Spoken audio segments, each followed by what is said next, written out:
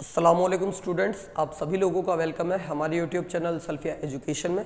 आज हम आपको क्लास 10th की सोशल साइंस की बुक आर्थिक विकास की समझ का चैप्टर 2 पढ़ाने जा रहे हैं, जिसका नाम है सेक्टर्स ऑफ इंडियन इकोनॉमी, जिसे हम हिंदी में कहें तो भारतीय अर्थव्यवस्था के क्षेत्रक। तो लेसन 1 हम पहले ही पढ़ चुके हैं। आज हम पढ़ेंगे अर्थशास्त्र का लेसन नंबर 2, अर्थशास्त्र। ये इकोनॉमिक्स का चैप्टर है। तो इसके अंदर हम देखेंगे कि सबसे पहला प्रश्न दिमाग में बनता है कि अर्थव्यवस्था किसे कहते हैं। तो अर्थव्यवस्था एक ऐसी व्यवस्था होती है या फिर एक ऐसा तंत्र होता है जिसके अंदर विभिन्न प्रकार की आर्थिक क्रियाओं का संपादन होता है। क्या होती है अर्थव्यवस्था? ये एक ऐसी व्यवस्था होती है जिसके अंदर विभिन्न प्रकार की आर्थिक क्रियाओं का संपादन होता है या फिर विभिन्न प्रकार की आर्थिक क्रियाएं घटित होती हैं, उसे हम कहते हैं अर्थव्यवस्था। जैसे कि लिखते हैं हम यहाँ पे, यह है एक ऐसी व्यवस्था होती है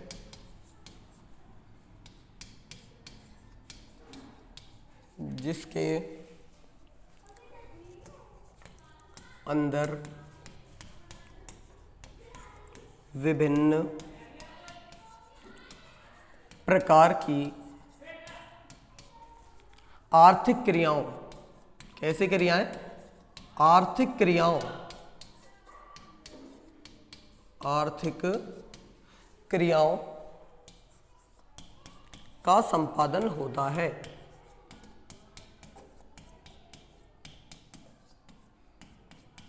मतलब विभिन्न प्रकार की आर्थिक क्रियाएं आती हैं। अब आर्थिक क्रियाएं कौन कौन सी होती हैं, आर्थिक कार्य कौन कौन से होते हैं?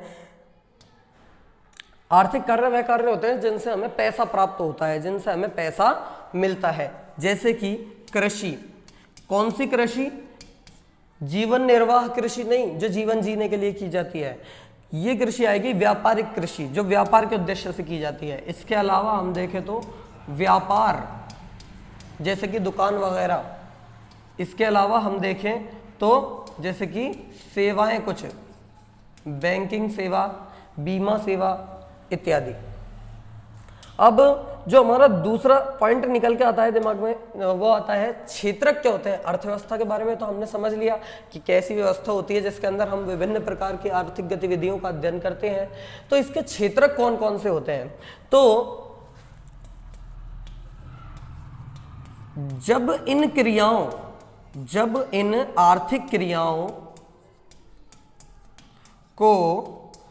इन आर्थिक क्रियाओं को वर्गीकरण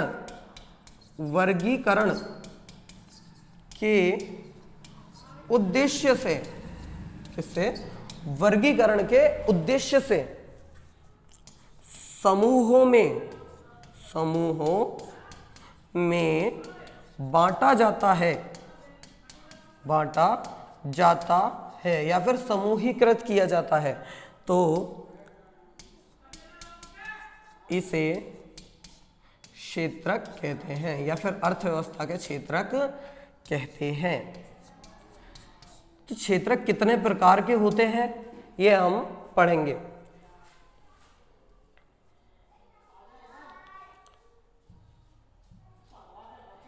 क्षेत्रक मुख्य रूप से 3 प्रकार के होते हैं। क्षेत्रक कितने प्रकार के होते हैं? क्षेत्रक मुख्य रूप से 3 प्रकार के होते हैं। हमारी अर्थव्यवस्था के क्षेत्रकों को मुख्य रूप से 3 भागों में बांटा गया है, जिसमें से पहला है हमारा प्राथमिक क्षेत्रक। जिसमें से पहला हमारा निकल के आता है वो है प्राथमिक क्षेत्रक। इनमें वह गतिविधियां शामिल हैं जो सीधे प्राकृतिक संसाधनों का उपयोग करके की जाती है। इनके अंदर कौन सी गतिविधियां शामिल हैं? जो सीधा प्राकृतिक संसाधनों का उपयोग करके की जाती है। तो कौन कौन सी गतिविधियां होती है जो प्राकृतिक संसाधनों का उपयोग करके की जाती हैं? जैसे कि हम देखें तो डेयरी, कृषि, खनन आदि। तो और क्योंकि ये अन्य उत्पादों के लिए आधार बनाती है, इसीलिए हम इसे क्या कहते हैं, प्राथमिक क्षेत्र कहते हैं। ये अन्य उत्पादों के लिए क्या बनाती है, आधार बनाती है, इसीलिए हम इसे क्या कह देते हैं, प्राथमिक क्षेत्र कह देते हैं।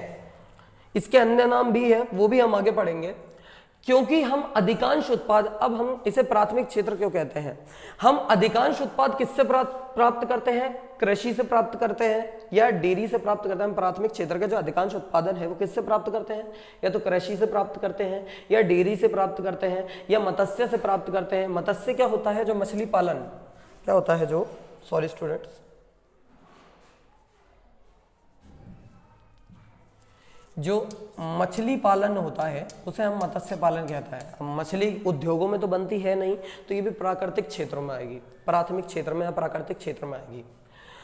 तो इसीलिए इस क्षेत्र को प्राकृतिक क्षेत्र कह देते हैं, क्योंकि ये कृषि से जुड़ा हुआ है, डेयरी से जुड़ा हुआ है, मत्स्य से जुड़ा हुआ है, यानी अधिकतर ये प्रकृति से ही जुड़ा हुआ है, इसीलिए इसे प्राकृतिक क्षेत्र भी कहते हैं, कृषि क्षेत्र भी कहते हैं। और अन्य जो क्षेत्र है उनकी उनको सहायता ये प्रदान करता है, इसीलिए इसे हम सहायक क्षेत्र भी कह देते हैं। जो अन्य क्षेत्र है उनको ये क्या करता है, सहायता देता है, क्या करता है, सहायता देता है या फिर सहायता प्रदान करता है। क्या करता है, अन्य क्षेत्र को सहायता प्रदान करता है।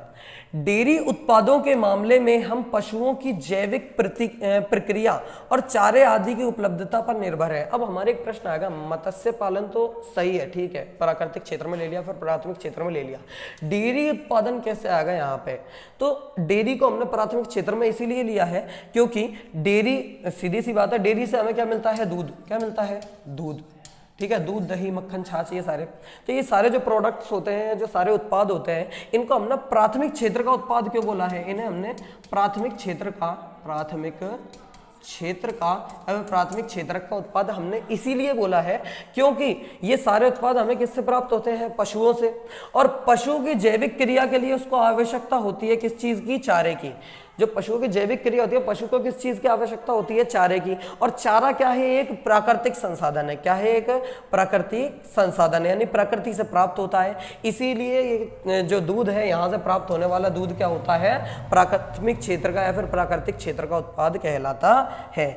इसी प्रकार से खनिज एवं अयस्क भी प्राकृतिक उत्पाद है। इसी के साथ जो खनिज एवं अयस्क होते हैं, जैसे कि अयस्क होता है ना, ओर्स जिन्हें हम कहते हैं, तो देखिए जैसे कि खनिज है, जैसे कि सोना है, इसके अलावा देखें तो हम चांदी है, और इसके अलावा यदि हम अयस्कों में देखें तो लोह अयस्क है, अब्रक है, एल्यूमिनियम है, और कैसे कहते हैं, स्टील है। तो ये सारी चीज़ क्या है, ये हम क्या करते हैं, प्रकृति के उत्पाद हैं। ये सारे भी क्या है, प्रकृति के उत्पाद हैं। इनको क्या होता है, विनिर्माण की प्रक्रिया के द्वारा ही तो ऐसा रूप दिया जाता है। इनको कैसा, मतलब जो सोने आभूषण बनते हैं तो ये विनिर्माण की प्रक्रिया द्वारा ही तो बनते हैं।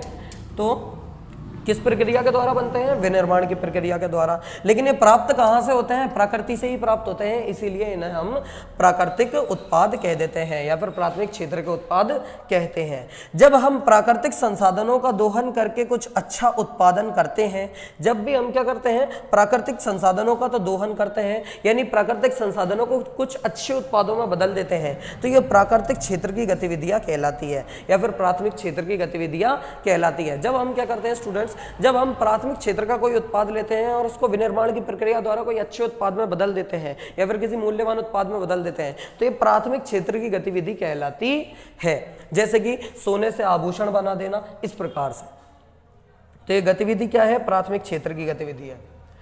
इसके बाद हमारा आता है वो है द्वितीयक क्षेत्र। द्वितीयक क्षेत्र क्या होता है, जिसे हम सेकेंडरी सेक्टर के नाम से भी जानते हैं। ऐसी गतिविधियां जिनमें प्राकृतिक उत्पादों को विनिर्माण के तरीकों के माध्यम से अन्य रूपों में बदल दिया जाता है। तो द्वितीयक क्षेत्र के अंदर कौन सी गतिविधियां शामिल है, ऐसी गतिविधियां जिनमें प्राकृतिक उत्पादों को, कैसे उत्पादों को, प्राकृतिक उत्पादों को विनिर्माण के माध्यम से, किस प्रक्रिया के माध्यम से, विनिर्माण की प्रक्रिया के माध्यम से क्या कर दिया जाता है, अन्य रूपों में बदल दिया जाता है, उसे हम क्या कहते हैं, द्वितीयक क्षेत्र कहते हैं। तो विनिर्माण क्या होता है, जो वस्तु निर्माण की प्रक्रिया होती है ना, उसे हम विनिर्माण कह देते हैं। जैसे कि अब विनिर्माण की हम डेफिनेशन दें तो प्राकृतिक उत्पाद को क्या बोलेंगे हम, प्राकृतिक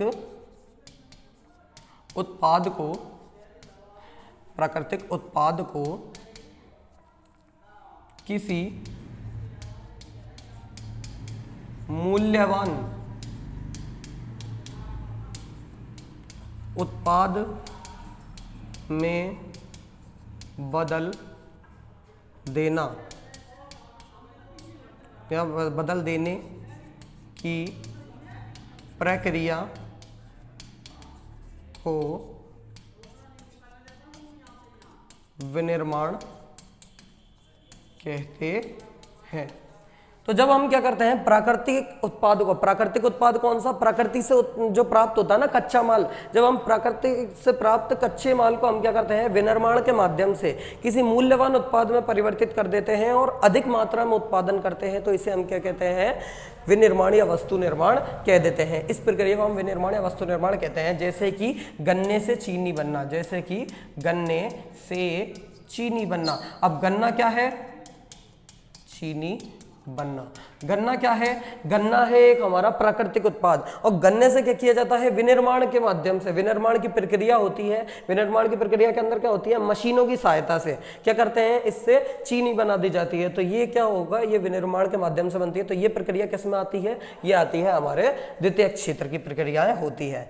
इस क्षेत्र में उत्पाद का उत्पादन प्राथमिक क्षेत्र की तरह प्रकृति द्वारा नहीं किया जाता है। इस क्षेत्र में जो उत्पाद का उत्पादन होता है ना, वो प्राथमिक क्षेत्र की तरह प्रकृति नहीं करती है, बल्कि कौन करता है, मनुष्य करता है। बल्कि कौन करता है, मनुष्य करता है। क्या करता, कौन करता है, मनुष्य करता है। और किन प्रक्रियाओं के द्वारा करता है, विनिर्माण की किसी प्रक्रिया के द्वारा। मनुष्य किस प्रक्रिया के द्वारा करेगा, विनिर्माण की प्रक्रिया के द्वारा, यानी मशीनों की सहायता से क्या करेगा, दूसरे उत्पाद में उसको बदल देगा, जो कि क्या बन जाएगा, मूल्यवान उत्पाद बन जाएगा। जैसे गन्ना है, इससे मूल्यवान उत्पाद क्या बनता है, चीनी बनती है। यह विनिर्माण किसी कारखाने में हो सकता है, उद्योगों में हो सकता है, या घर पर हो सकता है। और विनिर्माण की प्रक्रिया के लिए आवश्यकता नहीं है कि हमको वृहत उद्योगों की आवश्यकता पड़े, ये छोटे घरों में भी हो सकता है, कारखानों में भी हो सकता है, और बड़े उद्योगों में भी हो सकता है। इसके बाद हम देखेंगे कि ये क्षेत्र विभिन्न प्रकार के उद्योगों से जुड़ा हुआ है। ये क्षेत्र क्या है, विभिन्न प्रकार के उद्योगों से जुड़ा हुआ है, इसीलिए हम इसे औद्योगिक क्षेत्र भी कह देते हैं। और ये जो क्षेत्र है ना, ये विभिन्न प्रकार के उद्योगों से जुड़ा हुआ है, इसीलिए हम इसे क्या कह देते हैं, औद्योगिक क्षेत्र भी कह देते हैं। जैसे कि देखिए, अब यहाँ पे हम समझेंगे द्वितीयक क्षेत्र का कार्य कैसे होता है। जैसे कि ये है कपास, ये क्या है हमारे पास, कपास। तो जो कपास है वो एक प्राकृतिक उत्पाद है, ठीक है। अब इससे क्या बनाया जाता है, इससे बनता है धागा, इससे बनता है धागा, और धागे से क्या बनाया जाता है, कपड़ा बनाया जाता है। क्या बनता है, कपड़ा। तो ये सारी जो ये कपास से धागा बना, धागे से कपड़ा बना, ये सारा किसके माध्यम से बना, ये प्रकृति ने तो नहीं बनाया, ये बना विनिर्माण की प्रक्रिया द्वारा। किसकी प्रक्रिया द्वारा तैयार हुआ, विनिर्माण की प्रक्रिया द्वारा ये तैयार हुआ है। विनिर्माण की प्रक्रिया द्वारा धागा तैयार हुआ, विनिर्माण की प्रक्रिया द्वारा ही कपड़ा तैयार हुआ, यानी मशीनों की सहायता से, श्रम की सहायता से तैयार हुआ। इसीलिए ये कार्य कौन सा क्षेत्र में आएगा, द्वितीयक क्षेत्र का कार्य कहलाएगा। इसके अलावा हम देखेंगे तो जैसे कि यहाँ पे गन्ना है, क्या है यहाँ पर हमारे पास, गन्ना।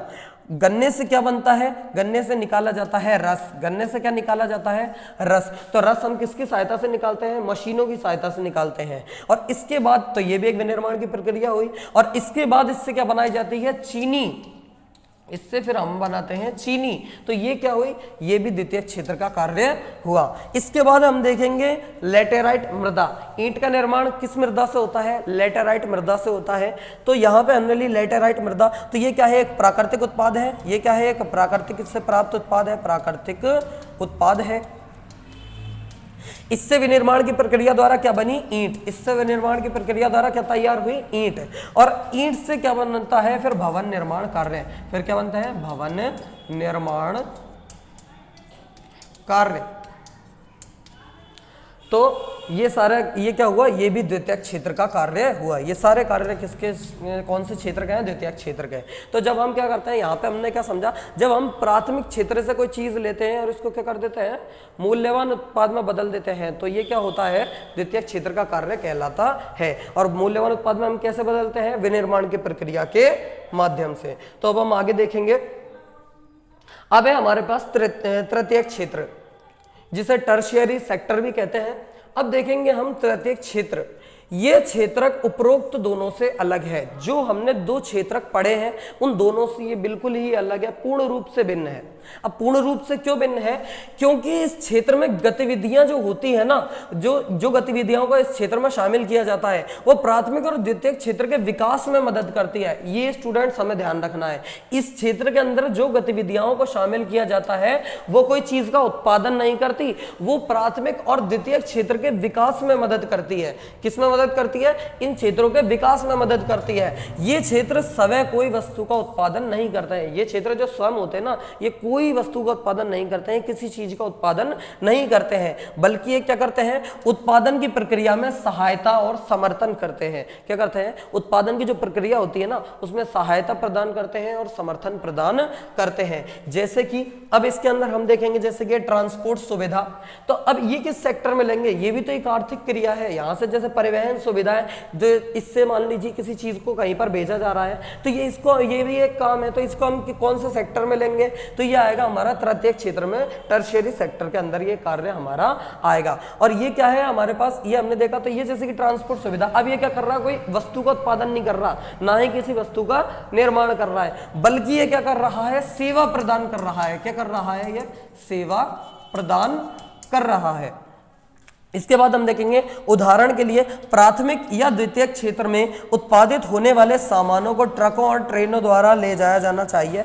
अब हम देखेंगे प्राथमिक क्षेत्र में और द्वितीयक क्षेत्र में जिन चीज़ों का उत्पादन होता है उससे या तो बसों में जाएगा वो सामान, या ट्रकों के माध्यम से जाएगा, या रेल के माध्यम से उसका क्या होना चाहिए? परिवहन होना चाहिए। यानी इधर से मान लीजिए हम, जैसे कि मान लीजिए हम गंगापुर में रहते हैं, अब क्या हो रहा है? हमको गंगापुर से जयपुर किसी चीज़ को भेजना है, तो अब हम भेजेंगे तो किसकी सहायता से भेजेंगे? हम परिवहन के माध्यम से भेजेंगे। तो ये जो हमने परिवहन का सहायता लिया, ट्रक, यहाँ पे हमने परिवहन के लिए क्या लिया? ट्रक लिया। तो ये जो ट्रक है ये क्या कर रहा है? हमें सेवा प्रदान कर रहा है। तो ये कौन से क्षेत्र में आएगा? सेवा क्षेत्र में आएगा, जिसे हम तृतीयक क्षेत्र कहते हैं। तो इसके बाद हम देखेंगे कभी कभी इन उत्पादों को गोदामों में संग्रहित करना आवश्यक हो जाता है। अब क्या करते हैं? हम इन उत्पादों को गोदामों में संग्रहित करते हैं। जो उत्पाद होते हैं हमारे पास उनको हम क्या करते हैं? गोदामों में संग्रहित करते हैं। तो गोदामों में संग्रहण करेंगे तो जिस भी व्यक्ति का गोदाम होगा वो क्या कर रहा है? हमें गोदाम वाला व्यक्ति क्या कर रहा है? सेवा प्रदान कर रहा है। क्या कर रहा है? हमें सेवा प्रदान कर रहा है। तो ये सेवा प्रदान कर रहा है तो वो कौन से क्षेत्र में कार्य कर रहा है? सेवा क्षेत्र में वो व्यक्ति कार्य कर रहा है। हमें उत्पादन और व्यापार में मदद, अब हमें उत्पादन और व्यापार में क्या चाहिए होती है? मदद चाहिए होती है। तो इसीलिए हम क्या करेंगे? पत्र भेजते हैं। हम क्या करते हैं? पत्र भेजते हैं। तो ये जो हम पत्र भेजेंगे यानी हम क्या करेंगे? संचार कर रहे हैं। हम क्या कर रहे हैं? संचार। हमारा पत्र जाएगा तो पोस्ट ऑफिस भेजेंगे हम। जैसे कि मान लीजिए हमने पत्र लिखा, यहाँ पे मैंने लेटर लिखा है, और लेटर लिखा है मान लीजिए कि जैसे किसी व्यक्ति है वो अपनी दुकान के लिए उसमें वस्तु मंगानी है, उसे कोई चीजें मंगानी है, सामान मंगाना है, तो वो क्या कर रहा है? एक पत्र लिख रहा है, और पत्र लिख रहा है किसी दूसरे व्यक्ति को, किसी दूसरे आदमी को लिख रहा है वो, और किस लिए लिख रहा है? कि उसकी दुकान में उससे कुछ वस्तुओं की आवश्यकता है। तो ये जो पत्र भेज रहा है वो, तो ये पत्र जो लाया ले जाया जाएगा, तो ये जो सेवा प्रदान की गई है, जो भी व्यक्ति लेके आएगा इसको और वहां पे इसको पहुंचाएगा, तो वो क्या कर रहा है? एक सेवा प्रदान कर रहा है। जो व्यक्ति इसको पत्र को लेने आएगा और वहां पर पहुंचाएगा तो क्या कर रहा है? यहाँ पे सेवा प्रदान कर रहा है। वो क्या कर रहा है? यहाँ पर सेवा प्रदान कर रहा है। तो ये किस क्षेत्र में आएगा? सेवा क्षेत्र में आएगा। और हमें क्या करना पड़ेगा? व्यापार के लिए हमें किस चीज की आवश्यकता होगी? व्यापार के लिए, कृषि के लिए हमें आवश्यकता होती है पैसों की। तो पैसे हम किससे लेते हैं? बैंकों से लेते हैं। तो बैंक क्या करते हैं? बैंक भी सेवा प्रदान करते हैं। बैंक भी क्या करते हैं? सेवा प्रदान करते हैं। तो बैंक किसके अंदर आएगा? हमारा सेवा क्षेत्र के अंदर आएगा, यानी तृतीयक क्षेत्र के अंदर आएगा। क्योंकि ये कोई वस्तु का उत्पादन नहीं कर रहे हैं, ना ही किसी की सहायता कर रहे हैं, ये क्या कर रहे हैं? बस सेवा प्रदान कर रहे हैं।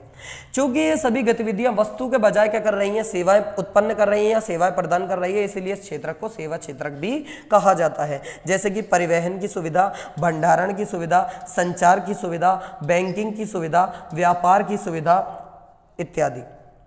अब इसके बाद स्टूडेंट्स हम देखते हैं अप्रत्यक्ष सेवाएं। कुछ सेवाएं ऐसी होती है, अब हमने 3 सेक्टरों के बारे में तो पढ़ लिया, प्राथमिक क्षेत्रक, द्वितीयक क्षेत्रक और तृतीयक क्षेत्रक। प्राथमिक क्षेत्र में क्या होता है, ऐसा क्षेत्रक होता है जिसके अंदर हम क्या करते हैं, जो सीधा ही क्या होता है, प्रकृति से जुड़ा हुआ था। प्राथमिक क्षेत्रक क्या होता है, सीधा ही प्रकृति से जुड़ा हुआ होता है। और जो हमारा द्वितीयक क्षेत्रक होता है वो क्या होता है, वो प्रकृति से प्राप्त कच्चे माल को क्या करता है, विनिर्माण के माध्यम से किसी मूल्यवान वस्तु में परिवर्तित कर देता है। वो जो कार्य होता है, यानी वो क्या होता है, उसके अंदर औद्योगिक कार्य होता है। वो सीधी सी बात है, औद्योगिक कार्य हुआ तो वो किसके अंदर आता है, द्वितीयक क्षेत्र के अंदर आता है। और तृतीयक क्षेत्र क्या होता है, जो प्राथमिक और द्वितीयक क्षेत्र के अंदर क्या करते हैं, मदद करते हैं या फिर उन्हें सेवाएं प्रदान करते हैं। वो कौन से क्षेत्रक होते हैं, तृतीयक क्षेत्रक होते हैं। तो उम्मीद है आपको समझ में आया होगा। तो इसके बाद हम पढ़ेंगे अप्रत्यक्ष सेवाएं। अब कुछ सेवाएं ऐसी होती हैं जो प्रत्यक्ष रूप से सामने नहीं होती, जैसे कि एक सेवाएं तो होती हैं जैसे कि बैंकिंग सुविधाएं, वो प्रत्यक्ष रूप से आपकी मदद कर रही है। गोदाम की सुविधा प्रत्यक्ष रूप से आपकी मदद कर रही है। ऐसे ही परिवहन सेवाएं, वो भी क्या कर रही है, प्रत्यक्ष रूप से आपकी मदद कर रही है। तो कुछ सुविधाएं कैसी होती है, कुछ सेवाएं कैसी होती हैं, अप्रत्यक्ष होती हैं। तो सेवा क्षेत्र में कुछ आवश्यक सेवाएं भी शामिल है। अब ये सेवाएं कैसी होती है, आवश्यक होती हैं। ऐसी सेवाएं शामिल हैं जो क्या है, बहुत आवश्यक है और सीधे तौर पर क्या करती हैं, वस्तुओं के उत्पादन में मदद नहीं करती और ना ही ये किसी क्षेत्र में मदद करती है। ये क्या करती हैं, सेवाएं प्रदान करती हैं, लेकिन ये आवश्यक बहुत ज्यादा है मनुष्य के लिए, लेकिन क्या करती हैं, व्यक्तिगत यानी मनुष्य के लिए क्या है, बहुत अधिक सेवाएं प्रदान करती हैं या फिर उसे बहुत अधिक लाभ पहुंचाती है। जैसे कि शिक्षक, जैसे कि हम देखेंगे कोई शिक्षक होता है, वो क्या करता है, सेवा प्रदान करता है। शिक्षक क्या करता है, सेवा प्रदान करता है। वो क्या करता है, सेवा प्रदान करेगा, यानी बच्चों को पढ़ाना, बच्चों को पढ़ाना। शिक्षक क्या करता है, बच्चों को पढ़ाने का कार्य करता है। तो वो क्या कर रहा है, किसी चीज के उत्पादन में सहायता प्रदान नहीं कर रहा, वो क्या कर रहा है, व्यक्तिगत सेवा प्रदान कर रहा है। वो क्या कर रहा है, व्यक्तिगत सेवा प्रदान कर रहा है। इसके अलावा डॉक्टर जैसे कि यहाँ पे दिखाए गए हैं, डॉक्टर क्या होता है, व्यक्तिगत सेवा प्रदान कर रहे होते हैं, किसी क्षेत्र में मदद नहीं कर रहे होते हैं। ये क्या करते हैं, व्यक्तिगत सेवाएं दे रहे होते हैं। इसी की तरह से हम देखेंगे तो वकील भी क्या करते हैं, जो मुकदमा लड़ने का काम करते हैं, जो केस लड़ने का कार्य करते हैं, वो क्या होते हैं, ये भी सेवा क्षेत्र में मदद करते हैं स्टूडेंट्स। इसके बाद हम देखेंगे हाल के दिनों में सूचना प्रौद्योगिकी, इंफॉर्मेशन ऑफ टेक्नोलॉजी पर आधारित कुछ नई सेवाएं आ चुकी हैं। आज के समय में क्या चुका है, जैसे जैसे भारत ने तरक्की की है, जैसे जैसे जो दुनिया है उसने तरक्की की है, तो कुछ नई प्रौद्योगिकी आ चुकी है, नई तकनीकी आ चुकी है, जिसपे क्या हो चुकी है, कुछ नई सेवाएं प्रदान हो रही हैं। ऐसी कौन सी सेवा है, जैसे कि इंटरनेट कैफे। इसके अलावा हम देखेंगे तो एटीएम बूथ। अब एटीएम बूथ पे क्या होता है, जैसे कि हम बैंक में गए पैसे निकालने, तो हमको एक फॉर्म फिल करना पड़ेगा, उसके बाद बैंक वाला हमारे खाते में से पैसे निकाल के हमें देगा। तो इसकी जगह हम क्या करते हैं, हमें एक एटीएम कार्ड मिलता है जिसे हम डेबिट कार्ड कहते हैं या क्रेडिट कार्ड कहते हैं। तो एटीएम बूथ पे से हम क्या करते हैं, जाते हैं और पैसे निकाल लेते हैं। तो ये क्या है, सूचना प्रौद्योगिकी से ही तो प्राप्त है हमको ये सेवा। इसके अलावा कॉल सेंटर हुआ, इसके अलावा सॉफ्टवेयर की कंपनियां हुई, जैसे कि कॉल सेंटर है, इसमें कॉलिंग वगैरह की सुविधाएं होती है। सॉफ्टवेयर की कंपनियां हुई, माइक्रोसॉफ्ट जैसी। इसके अलावा ओला है, उबर है, ये क्या है, लोगों को मदद करती है, एक स्थान से दूसरे स्थान पर पहुंचाती है, लेकिन क्या है, ये सूचना प्रौद्योगिकी पर आधारित है। इसमें हम क्या करते हैं, अपने फोन के, मोबाइल फोन के माध्यम से हम क्या करते हैं, एक गाड़ी बुक करते हैं, जिससे हम क्या होते हैं, हम सेवा प्राप्त करते हैं। इसी की तरह स्विगी हुई, जैसे कि यहाँ पे ओला उबर ये दिए गए हैं। इसी की तरह स्विगी हुआ, जोमेटो हुआ, ये क्या करते हैं, ये ऐसी सुविधाएं प्रदान कर रहे होते हैं, ये ऐसी सेवाएं प्रदान कर रहे होते हैं जो सूचना प्रौद्योगिकी पर आधारित होती है। हम अपने घर बैठे ही शॉपिंग कर लेते हैं, जैसे कि फ्लिपकार्ट होता है इसकी सहायता से, अमेजोन होता है इसकी सहायता से।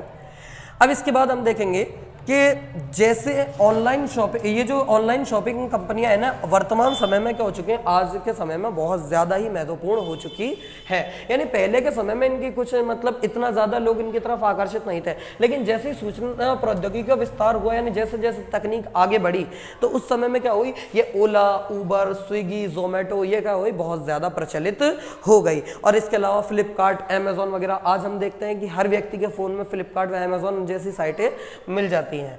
अब क्या यहाँ पे एक नोट दिया गया है जो बहुत ही ज्यादा इंपॉर्टेंट है कि ये तीनों क्षेत्र एक दूसरे पर अत्यधिक निर्भर हैं। जो तीनों क्षेत्र है ना, यानी प्राथमिक क्षेत्र, द्वितीयक क्षेत्र और तृतीयक क्षेत्र, ये बहुत ज्यादा निर्भर करते हैं एक दूसरे पर। इसीलिए निर्भर करते हैं क्योंकि यदि प्राथमिक क्षेत्र में काम होगा जब वह द्वितीयक क्षेत्र में आएगा। प्राकृतिक क्षेत्र से जो प्राथमिक क्षेत्र से जो कच्चा माल मिलेगा वो द्वितीयक क्षेत्र में बनेगा। मतलब द्वितीयक क्षेत्र में विनिर्माण की प्रक्रियाओं के माध्यम से ही तो बनता है, लेकिन विनिर्माण कब होता है, जब कच्चा माल प्राप्त हो, और कच्चा माल किससे प्राप्त होता है? प्राथमिक क्षेत्रक से। तो ये दोनों एक दूसरे पर बहुत ज्यादा निर्भर हुआ है, और ये दोनों एक दूसरे पर निर्भर होंगे, यानी प्राथमिक क्षेत्र से जो कच्चा माल मिलेगा वो किसी चीज के जरिए यानी किसी परिवहन सुविधा के माध्यम से ही जाएगा, परिवहन सुविधा के माध्यम से ही उद्योग तक पहुंचेगा। तो ये जो परिवहन सुविधा है ये क्या है? एक सेवा है। तो ये जो सेवा है ये किसके अंदर आता है? हमारा तृतीयक क्षेत्र के अंदर आता है, टर्शियरी क्षेत्र के अंदर आता है। तो अगर स्टूडेंट्स आपको हमारी वीडियो अच्छी लगी हो तो हमारी वीडियो को लाइक कीजिएगा, कमेंट कीजिएगा, सब्सक्राइब कीजिएगा हमारे यूट्यूब चैनल को, और मिलते हैं आपको एक नई और अच्छी वीडियो के साथ। तब तक के लिए अस्सलामु अलैकुम।